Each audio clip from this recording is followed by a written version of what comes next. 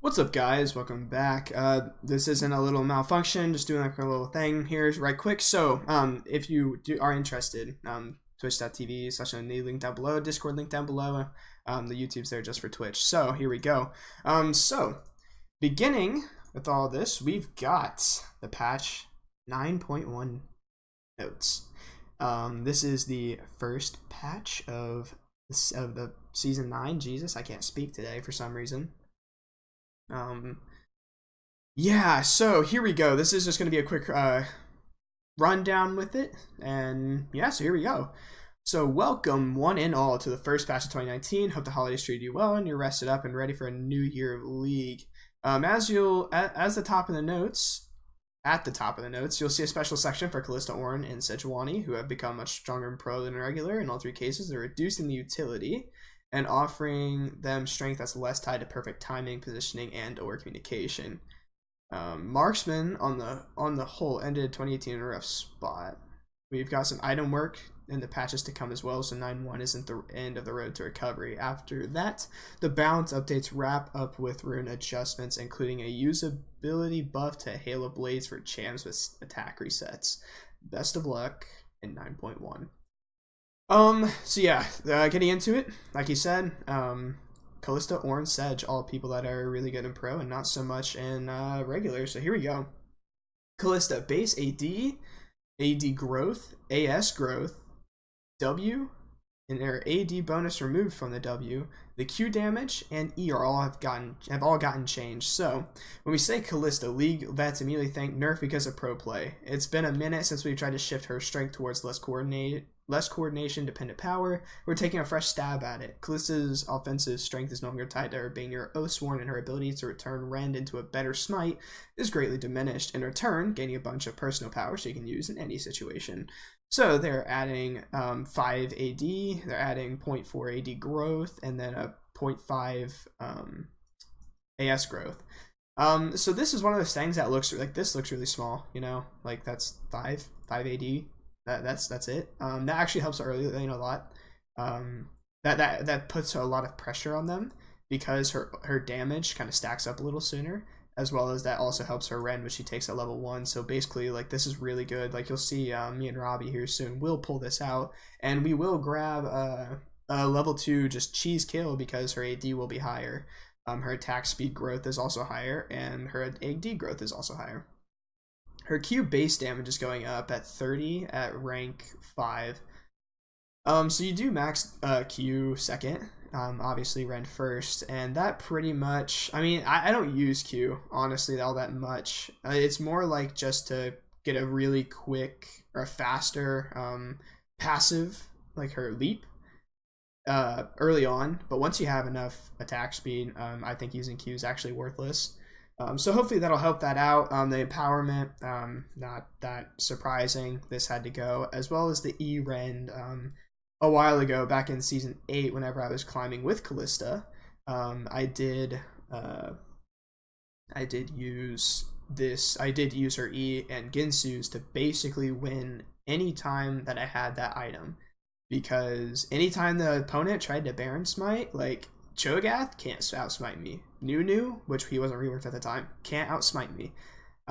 These are people who are supposed to be able to do that, so I think that it is necessary that they got rid of this, unfortunately.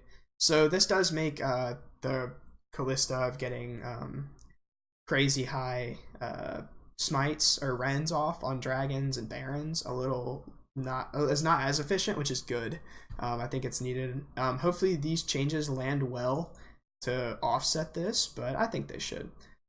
Next up, Ornn. While Ornn doesn't have a lengthy track record of competitive problems as Kalista, he's similarly shown much stronger result in pro play, has no losing matchups when strong, making him a safe choice in any comp, and his ult locks down people from a distance, reducing strengths and investing that power in Ornn's passive, switching to a free upgrade system. Gives Ornn a unique ability to jumpstart the item scaling for both himself and his team, rather than delaying progress towards full builds. Upgrading an item is now pure upside. So his health growth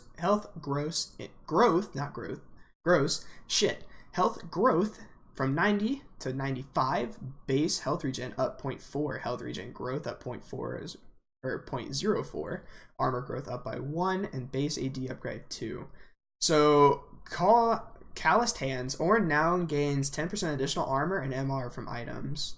At level 13, any upgradable item Ornn owns or purchases for the rest of the game is upgraded for free, and he can have up to 2. At each level from 14 onward, Ornn can upgrade one of his allies' upgradable items by getting within 600 range and clicking on them. Allies can only have one upgraded item. Ornn can now upgrade new items. Bonus is listed below. So this is interesting. I think that this will still make him what they were doing. It makes him better in solo queue, because now I don't have to, as an AD carry or support, I don't have to pay for that. So instead of having to pay an extra 1,000 gold to get an upgraded Infinity Edge, I no longer have to do that. So we'll be getting in here down below. So Frozen Fist from Frozen Gauntlet gives 30 more armor and 200 more mana. Youmuu's Wraith Blade, increasing the AD by 20 and the lethality by 7. Might of the Ruined King, increasing Bork's AD by 15 and the attack speed by 15%. Luden's Pulse, upgrading AP to up 30 and the mana up 250. So this will be interesting. This kind of makes him a little better with people like Kalista who want to build it, as well as people like Lucian who may want that to power spike a little earlier, or if you're going a crit Lucian, you can still do Infinity Edge. This helps tanks, and I think this will kind of help your more niche picks. I think it'll be interesting to see how this is on Ezreal, to see if he kind of can justify getting that. Helping out your AD assassins and helping out your mages in general. So his Q cost going down 10 mana. Base damage on his Q at level 5 is reduced by 20 damage. His slow is now 40% at all ranks. It does not go up at all from level 1. So that'll be interesting. I like this change. I dislike slows for the most part. His W, removes shield, unstoppable. He's now unstoppable again. So this was how it used to be, both of these when he was first released. Then they took away unstoppable, so now they're taking away the shield, giving him unstoppability. So this does make him better into Yasuo, which is who I played Ornn into. If they locked in Yasuo, I was pretty much picking Ornn every time, because you can build armor and Randuin's and Tabby, and with the unstoppability, he should never get his ult off on you in a one-on-one, so you basically cuck him. The cooldown on his W reduced by 2 seconds. The duration is now 0.75 seconds and ticks every 0.5. Self-slow is now 35%, making him slightly more mobile. And his brittle proc damage is now up at all ranks. So that's good. His E now costs, instead of 50 at all ranks, it scales up with mana. And then if a Q pillar is about to expire and it casts E, it now lasts until Ornn's dash completes. This quality of life change right here, this is probably something that only Ornn mains will really see, because I've only played I've played less than 10 games on Ornn, so this is probably something that only an Ornn main would know. First cast slow, 10% scaling up to 80% based on the distance traveled. Second cast knock up, 1 second on the first enemy hit, 0.5 on the enemy's hit past the first. So this is basically like Braum. I think they do this on Braum with his knock-up. It's the highest on the first person, while towards the end of it doesn't really do that much. On to Sejuani. So base durability increase, passive grants fewer stats but lasts longer, Q damage increase, W2 damage increase but slows fall off immediately, E deals more damage but range is stun decrease. So third in the lineup is Sedge. The broad angle of approach for these changes is reduce crowd control and increase damage to make her success less dependent on ally follow-up, as well as giving her they're also reducing the frost armor passive spike, or massive power spike of defenses. Yeah, this is crazy. Like, she was getting like 200 armor. Like, that was crazy to go against. So I like this change, just reading like the little blurb at the top. Sedge is probably, before this change, the most besides Ivern, the most team reliant jungler that there is. She did no damage prior to this. Everything that she did was to lock down a single person, generally an AD carry or a mid laner, and that's it. That's it. Like, if you go back and you see anything, Sejuani was not doing crazy damage. Sejuani was initiating. So her health growth increased, base armor increased, armor growth increased, and base MR increased, MR growth increased, and the 80 growth increased. Her resistances on her passive are now 20 armor and MR, 20, and then scaled 25% bonus armor and MR, and it now lasts a second longer. Base damage increased by 60 at max rank on her Q. Her second hit base damage is now increased by 20 at rank 5, and the slow is normalized to 0.25 seconds, and then it could last longer, slightly depending on server timing. That must be like a networking thing, because I don't know how that would work. Stun duration on her E is now 1 second at all ranks. That's a good quality of life thing, as well as the range going down. However, the damage on it is now increasing. So that's good. So now, my favorite part. Kalista started it off well, then it got to tanky bullshit. I'm kidding. This is where I shine. Ashe. E grants assist if enemies were previously unseen, and then her Q ability icon border now flashes when Q is castable. Quality of life, pretty much here. Quality of life. W time, cast time now scales with AS. Yeah, that's good. It goes down to 0.4 seconds based on attack speed. Yeah, that's really good. I'm happy for this change, mainly because I think that Jinx, she does want to get off that W faster, so that cast time going down. I'm interested to see. I'll definitely be playing her. Jace QE combo can now be buffered. Quality of life, pretty good. E teleports immediately. Cast time now entirely post teleport. Gunblade active can be buffered. These changes make her feel more responsive without stripping away her opponent's ability to read her decisions. This is an awesome thing. Katarina mains should be rejoicing. I think this has been requested for a very, very, very long time, so I'm glad. This is something I think is stupid as fuck. I hate Nasus. I always lose to Nasus. If they're an Infernal Nasus, that means GG. Q stacks from large kills increase. So large kill stacks, 6 per champion, large minion or large monsters, now going to 12. That is crazy. You are basically making this dude scale a lot faster. Like, that is crazy. Sivir now. Champion hits don't reduce Q's damage, buffing the Dream Q that hits all 5 enemy champions in a team fight. Hitting an enemy champion no longer decreases. It'll be updated in 9.2. I'll be playing Sivir as well. I do want to see how those changes are. I don't know if I'll notice it as much as some of the others, but I do want to see it. Q cooldown. This is a spicy buff to Vayne's mid and late game team fighting for players who can train enemies down. I feel like that's the wrong word.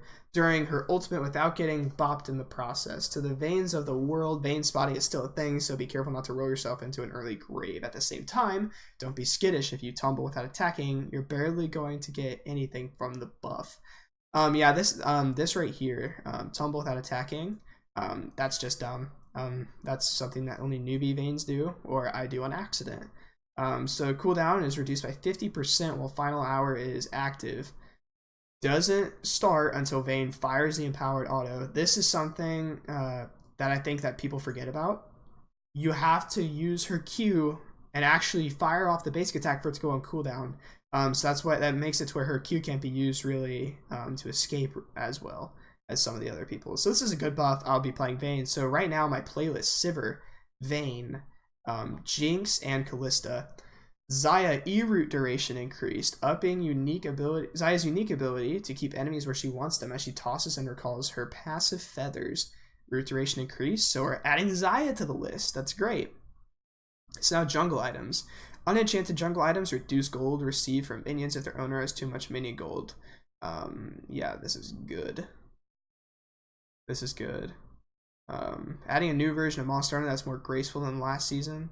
So they now reduce minion gold earned by 10 per minion if their owner's gold from minions is greater than half their gold from monsters. That's good. I think that funneling is stupid. I think it's very cheesy. Call me old-fashioned, even though I've only been playing this for 3 years.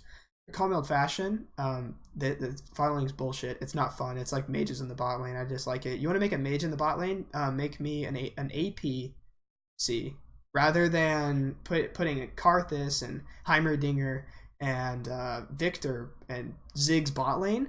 Instead, make more people like Kai'Sa, but they mainly scale off of AP, and give us some APC items. Give us something like that, so I no longer have to deal with it. I think that APCs is a very fun concept, and AP Marksman is something I do want to see more of. I think Smite does a really good job with that with Freya.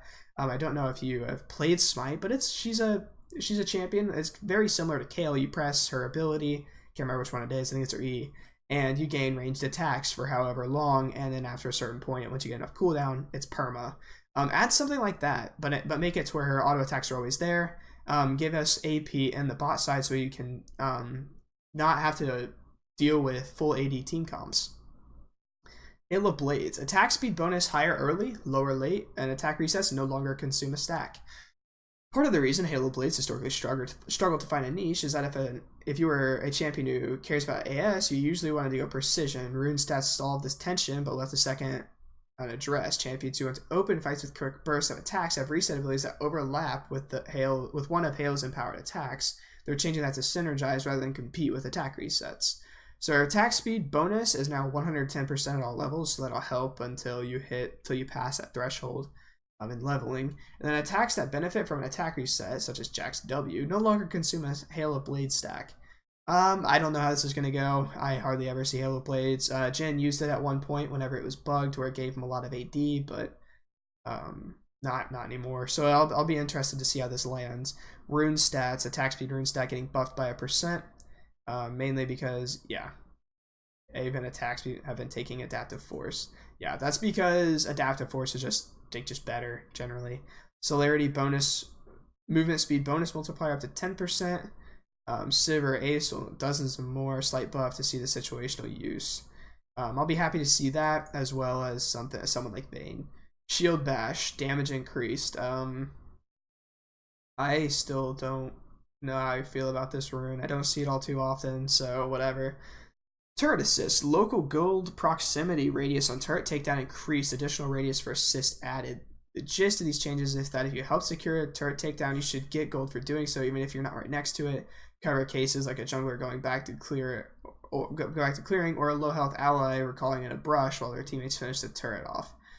Steepens the trade-off of funneling local gold into one player, as allies will have to back off earlier to create sufficient distance. Yeah, this is good. This is really good, I think. Anything to stop funneling, and it is nice for, like they said, especially with like a support or something. Ability ping improvements. Pinging these abilities now lets you know which targets are in range. This is a great thing right here. I like this a lot. They did it with Kai'Sa a while ago, so I'm happy to see this. Abilities with detailed information. These requested ping improvements give teammates... I'm glad that this happens. Doesn't affect me, doesn't really affect me, but it does... I don't play Kog'Maw. It does show how... Or it does allow teammates to see, like, if I sit there and I ping Draven passive and I'm over here at 200 stacks, then it's like... Then I hope, you know, solo queue and all that. But I would hope that people are like, oh shit, we need to give Draven a kill so they can cash in those stacks. So I'm happy with these changes overall. Quality of life improvements are great. Improving the way the HUD communicates remaining during duration for a bunch of abilities which were previously tracked only via the little icons on the buff bar. The breakdown below is based more on what felt right than on immutable rules, but let us know if there are other abilities you think should get this treatment. Alistar's E and R. So those are all of them. You can pause the video to read each one for yourself. Again, quality of life. Bug fixes, and then the upcoming skins. Blood Moon Pike, something I'm probably going to get. Blood Moon Sivir looks great. Blood Moon Aatrox also looks great. My only dislike for this patch, Blood Moon Aatrox Prestige Edition. I feel like the Prestige skins are now getting milked. Originally, I cannot remember the specific rioter that mentioned this, but originally he said that they were supposed to be slightly more comparable to Human Rise. Something you don't see that often, but when you do, you think, oh, that person's been around for a while, or that person plays a lot of League. I think that what they're doing now, I'm pretty sure, I don't know if this confirms, this may be complete bullshit, so correct me if I'm wrong, but supposedly the Blood Moon Aatrox Prestige Edition is purchasable with 1,820 RP, or roughly $15 worth of RP. I don't know if this is stacked onto blood or the base skin and then you buy it, or if you just buy the Prestige Edition skin. However, I dislike how it seems like every patch now we're getting a Prestige skin. Right now, they with the this is, you can see my thing in the bottom right here. This is currently the 8th of January. Well, I can show it, Tuesday. As of right now, they just revealed some of the lunar skins, and Vayne is now getting a lunar skin with a Prestige skin with it. I think that's bullshit. I love Vayne to death. She was my first real AD carry main. She got me to silver. She carried me a little bit to gold. I love the champion. I'm pretty sure that she's my most played. So I have nothing against the champion. It's more so the fact that they're just pissing out Prestige Edition skins like it's nothing. Prestige Edition skins were originally meant to show, like I said earlier, that someone is dedicated to League and has been here for a while. It is not meant to be something, like, I understand they have to milk the cash cow a little bit, but goddamn, this is the 4th one, and I'm pretty sure this 4th patch in a row that we've had a Prestige skin.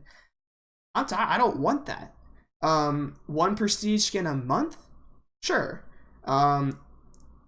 6 in a year, so every other month or something like that. Sure. Making it to where within the first 4 patches of one being released, we got KDA Kai'Sa. Then, due to popular demand, KDA Akali, Blood Moon Aatrox to show it off in pro play now. And then now we're getting a Vayne Prestige Edition skin. I think it's too much. I'm sorry for that little bit of tangent. They're also getting chromas, which, can I pull these up? So there you go. There's Pikes, and then, let me back out. And then here are Sivers. I like these. This one looks really good to me. I like this one. I like this one here. I wasn't paying too much attention to Pikes. I like the purple. I love purple as a color. It looks great. Especially on like these darker skins.